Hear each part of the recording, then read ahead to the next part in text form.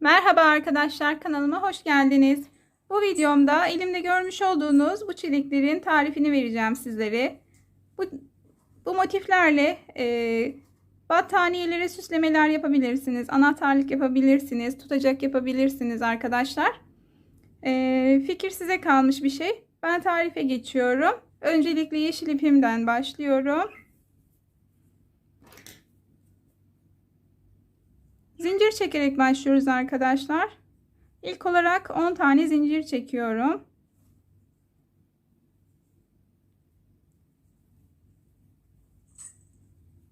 On tane zincirimi çektim.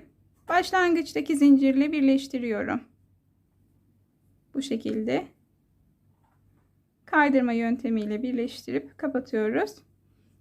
3 tane zincir çekiyorum. Bir kere doluyorum. İkili trabzan yapıyorum arkadaşlar. Araya bir tane zincir çekiyorum. Bir kere doluyorum. Buradaki ipimizi hep elimizde tutuyoruz arkadaşlar. Altında yürüteceğiz. Öncelikle 2 tanesini çekiyoruz arkadaşlar. 2 ilmeği. Tığımda 2 ilmek kalıyor. Bir kere doluyorum. Şimdi 2 topluyoruz arkadaşlar. Fıstık oluşturuyoruz. Tekrar bir zincir çekiyoruz. Bir kere doluyoruz. Boşluktan tığımızı geçirip önce yarım topluyoruz. Sonra bir kere daha doluyoruz. Ve hepsini topluyoruz arkadaşlar. Tekrar bir zincir. Tekrar dolayıp önce yarım trabzan, sonra dolayıp önce 2, sonra kalan 3 ilmeği çekiyoruz arkadaşlar. Bu sırayı bu şekilde tamamlayacağız arkadaşlar. Toplamda 12 tane olması gerekiyor. Sırayı doldurduğumda tekrar görüşmek üzere. Evet arkadaşlar, ben 12 tane fıstık yaptım. Sayalım şimdi.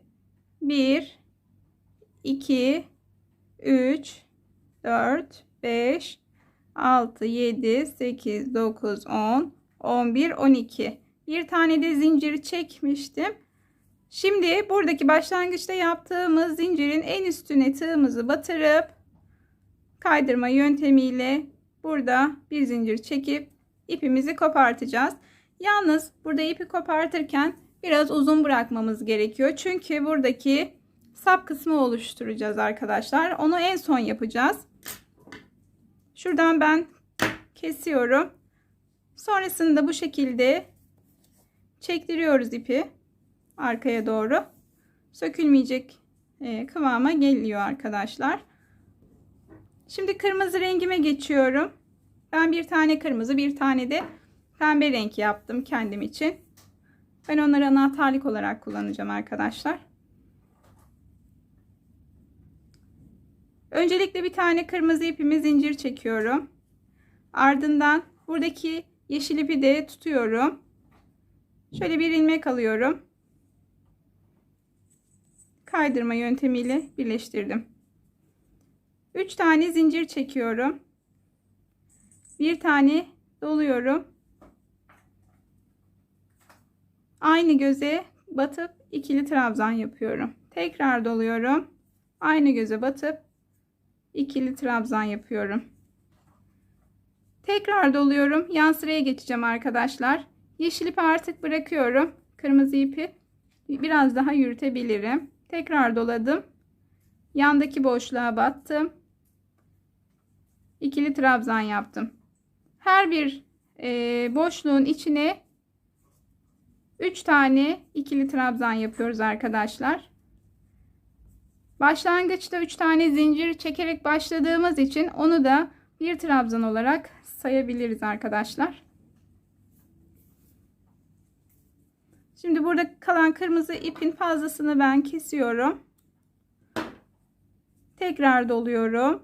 Yana geçiyorum. 3 tane ikili trabzan yapıyorum. Aralarda hiç zincir çekmiyoruz kırmızı sırayı yaparken. Tekrar doladım.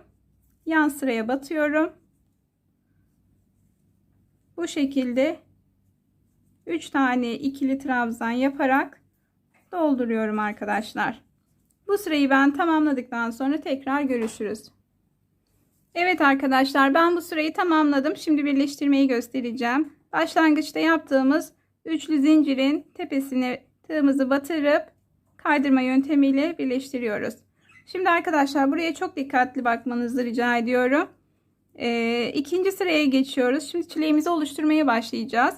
Bunun için şu boşluğa nasıl geleceğiz onu göstereceğim. Çok dikkatli izleyin. Kaydırma yöntemiyle tığıma hiç ip almıyorum. Şu aradan geçiyorum. İkili trabzanın tepesinden bu şekilde kaydırıyorum. Sonra yanındaki ikili trabzanın tepesine batıyorum. Yine kaydırma yöntemiyle bu şekilde devam ediyorum. Şimdi boşluğa geliyorum arkadaşlar. Yine kaydırma yöntemiyle. Amacım buradaki boşluğa gelebilmekti. Bunu da kaydırma yöntemiyle yaptım arkadaşlar. Buraya da boşluğun içine de kaydırma yöntemiyle geldikten sonra 3 tane zincir çekiyorum. 3 tane zincir çektim. Bir kere doladım.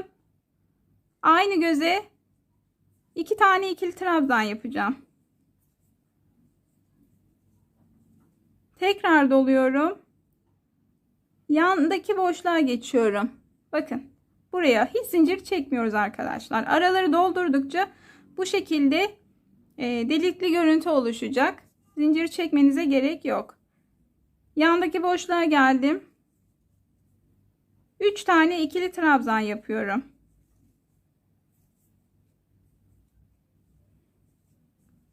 Tekrar doladım. Tekrar yandaki boşluğa geldim.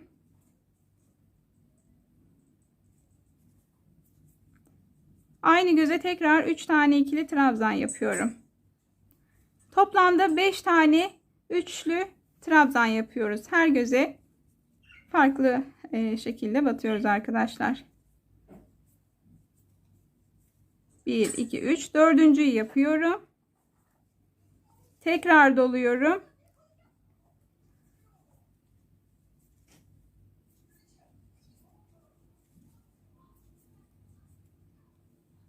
Beş tane yaptım arkadaşlar. Şimdi arkadaşlar karşı tarafa geçeceğiz. Bunun için karşı tarafa geçmek için bu aradaki boşluğu boş bırakıyoruz. Doluyoruz. Burayı atlıyoruz arkadaşlar. Onun yanındakine bu şekilde atlayarak ikili trabzan yapıyoruz. Yine 3 tane dolduruyoruz arkadaşlar. Her boşluğa 3'er tane. Dilerseniz burayı bir süreliğine hızlandırabilirsiniz başa gelene kadar. 5 tane yapana kadar. Videoyu durdurmak istemiyorum. Şu anda bölmek istemiyorum. Ben de bu yüzden hızlı örüyorum. 5 tane olduğunda karşı tarafa nasıl geçeceğiz onu göstereceğim.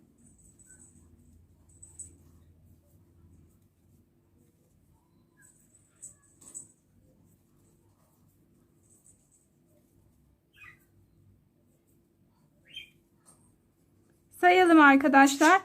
5 tane oldu. 1, 2, 3, 4, 5. Şimdi buradaki başlangıçta yaptığımız zincirli kaydırma yöntemi yaparak birleştiriyoruz. Bakın çileğimizin şekli oluşmaya başladı bile. Buradaki yeşil ipi de ben aradan dışarıya çıkartmak istiyorum. Elimi rahatsız ediyor. Şimdi daha rahat hareket edeceğim. Evet arkadaşlar, başlangıçta yaptığımız zincirle birleştirdik. Şimdi yine aynı şekilde şu boşluğa gelebilmem için artık azaltıyoruz. 5 tane yapmıştık. 4 tane yapacağız. Sonra 3 tane, 2 tane derken en üst sıraya geldiğimizde 1 tane yapacağız. Bunun için de yine zincirden sonraki trabzanın tepesinden kaydırma yöntemi yaparak birleştirip kaydırma yöntemi yaparak boşluğa geldik arkadaşlar. 3 tane zincir çekiyorum. Doluyorum. Başlangıca 2 tane ikili trabzan yapıyoruz. Çünkü zinciri de 1 tane trabzan olarak sayıyoruz. Tekrar doluyorum. Yanındaki boşluktan batıyorum. 3 tane ikili trabzan yapıyorum. Tekrar doluyorum. Yanındaki boşluğa 3 tane ikili trabzan. Tekrar doluyorum. Şimdi dördüncü gözümüzü yapıyoruz arkadaşlar. Şu an 4 tane oldu bakın. 1, 2, 3, 4. Burada ne yapıyoruz? Karşı tarafa geçeceğiz tekrar. Bir kere doluyoruz. Bu ortayı boş bırakıyoruz. Buraya atlıyoruz arkadaşlar. Karşı tarafa atlıyoruz. 3 tane her göze ikili trabzan yapıyoruz. Sıra bittiğinde 4 tane olacak. Toplamda gözlerimiz.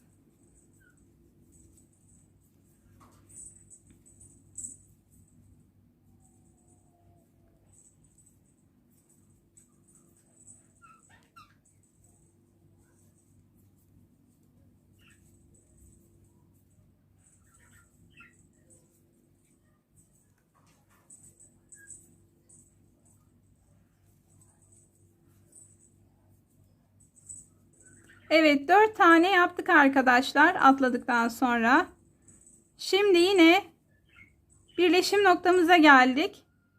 Burada 3 tane zincirin en üst tepesine tığımızı batırıyoruz ve kaydırma yöntemiyle birleştiriyoruz.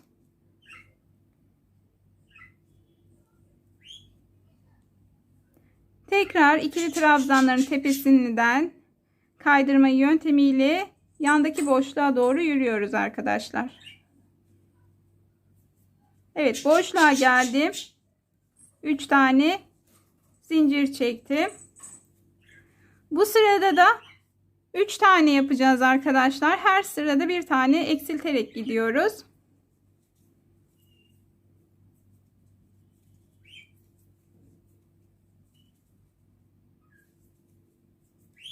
Umarım anlatabilmişimdir. Eğer anlatamadığım yerler olduysa ya da anlamadığınız yerler olduysa yorumlar kısmından sorabilirsiniz arkadaşlar. Bu arada hala kanalıma abone değilseniz abone olup yeni videolarımdan haberdar olmak için bildirim zilini açmayı unutmayın arkadaşlar. Bakın şimdi bu sırada 3 tane yaptım. Şimdi dönüyorum ve bir kere doluyorum. Arayı boş bırakıyorum. Karşı tarafa geçiyorum.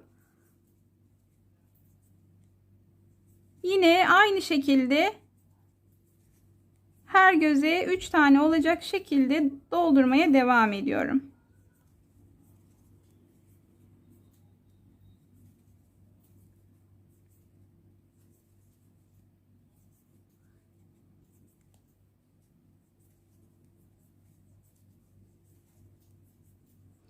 Burada hızlı örmeye başladım arkadaşlar. Çünkü önemli olan kısımları anlattım. Bu yüzden hızlı geçmek istiyorum.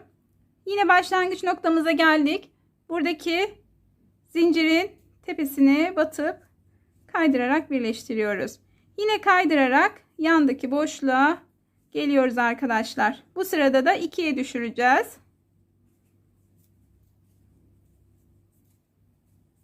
3 tane zincirimi çektim.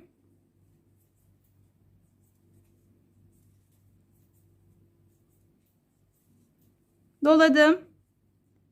Yandaki göze tekrar 3 tane ikili trabzan yapıyorum. Tekrar doladım. Karşı tarafa geçiyorum arkadaşlar. Arayı boş bırakıp bakın bu şekilde çilek şeklimiz almaya başladı, neredeyse tamamlanmak üzere.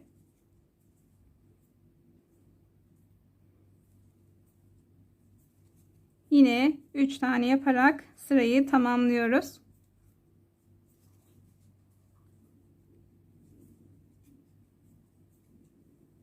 Yapılışı oldukça basit, oldukça da zevkli arkadaşlar. Bir sürü anahtarlık yapabilirsiniz. Sevdiklerinize hediye edebilirsiniz.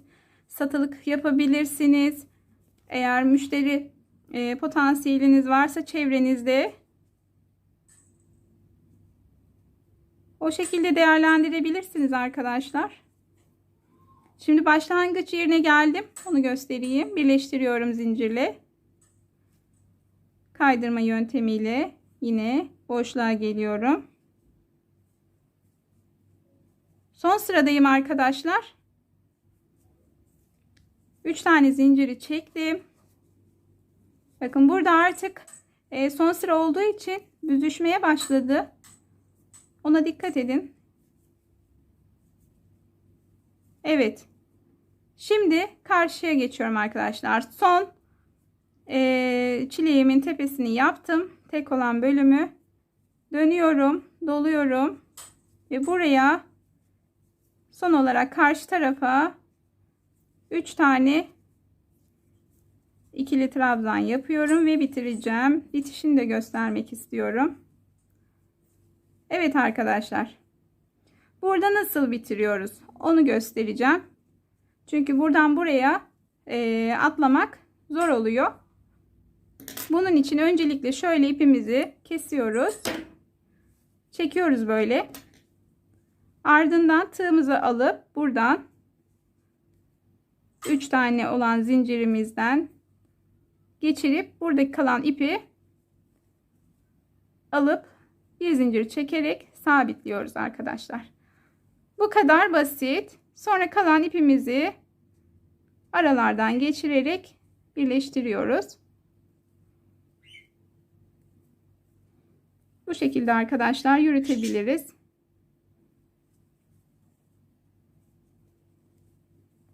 Şimdi altına geliyorum arkadaşlar, yeşil olan bölüme.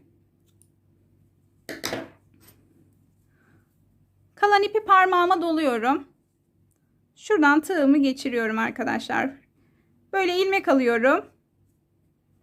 Şu araya zincir çekiyorum.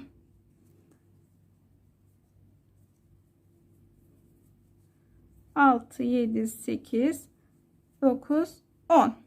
10 tane zincir çektim arkadaşlar. 10 tane zincir benim için ideal. Siz isterseniz daha büyük ya da daha küçük yapabilirsiniz.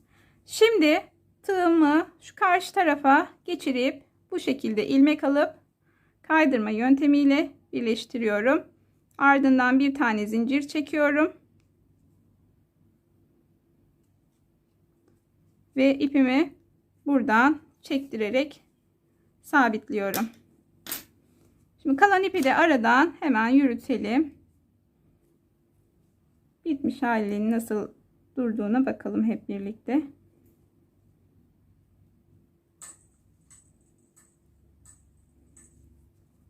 Evet. İpimizi de tuttuk ve böyle geçirdim arkadaşlar. Keselim hemen. Çileğimiz bu şekilde arkadaşlar. Ben anahtarlık yapmak istiyorum. Şöyle anahtar aparatım var. Anahtarlık aparatım. Şurasını açtırıp şöyle aradan zincirin arasından geçiriyorum. Ve gayet sevimli bir anahtarlığım oldu. Beni buraya kadar izlediğiniz için hepinize çok teşekkür ediyorum. Videomu beğenip kanalıma abone olursanız sevinirim. Hoşça kalın.